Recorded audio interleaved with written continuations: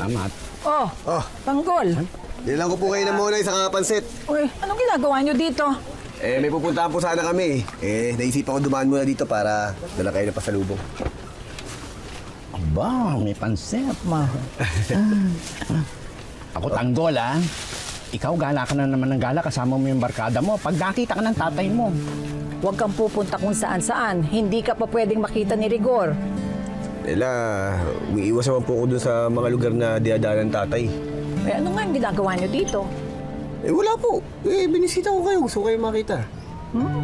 Namimiss mo na ako eh. Siyempre naman po. Saka, namimiss ko na rin po yung bahay natin. Nako, hindi ka pa pwedeng umuwi. Mainit pa ang sitwasyon. Hinihilot pa namin ng tatay mo. Naku, sigurado ako. Gustong-gusto mo ang nangyari sa'yo. Bakit naman la? Aba, ay libre kang gawin ang gusto mo at pumunta kung saan mo gustong pumunta. Hindi po kaya la. Mabait ko kaya ngayon. Lola Tingting, Mabait? mabait ngayon si Tanggol. Tsaka walang kalukuhang pinapasok ngayon yan. Tama po. Oo, sigurado kayo. Sa ngayon. Enteng, bahala ka na kay Tanggol at pasensya na sa abalang binibigay sa'yo ng apo ko. Ay, wala pong problema. Okay lang po yan. Kamusta mga bata? Ayos naman po sila. Tuwan-tuwa nga po dun eh. Dahil sila yung nagbabantay ngayon dun sa computer shop na Enteng. Naabot-abutan na Enteng kahit paano. Kumikita sila. Hindi na ako kayo magtatagal kasi may lalakarin pa po kami.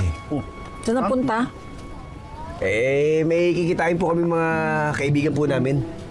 Mangyayaran po sana kami ng damit para doon sa dibong mamaya ni Mokang. Ha? Inibita ka ni Mokang? Ayaw nga po sana namin pumunta eh. Kaya lang, pilit ng pilit.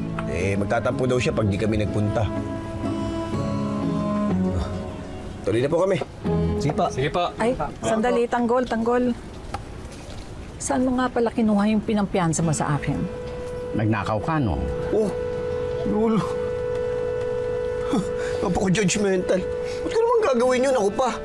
Tanggol, umamin ka sa akin.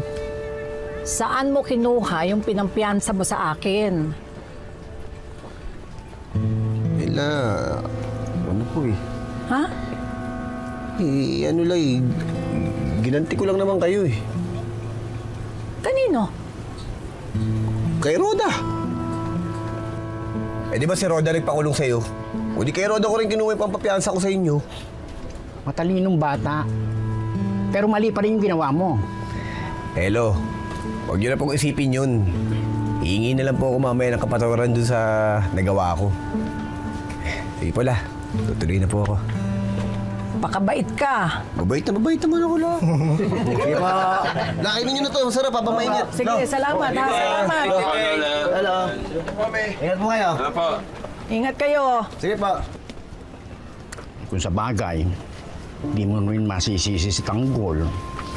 Lola ka niya. Kaya kailangang magmalasakit sa'yo at ibigay yung pampiyansa. Nakokonsensya pa rin ako sa ginawa ng apo ko eh.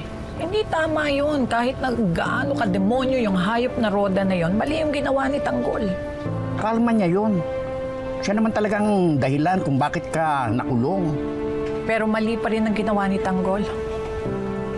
Di bali. Pagdarasal ko na lang mamaya si Tanggol. Na sana patawarin siya sa ginawa niya kay Roda. Mali. Mas mali kung lalamig ang pansit. Ayoko na sa'yo. Halika na.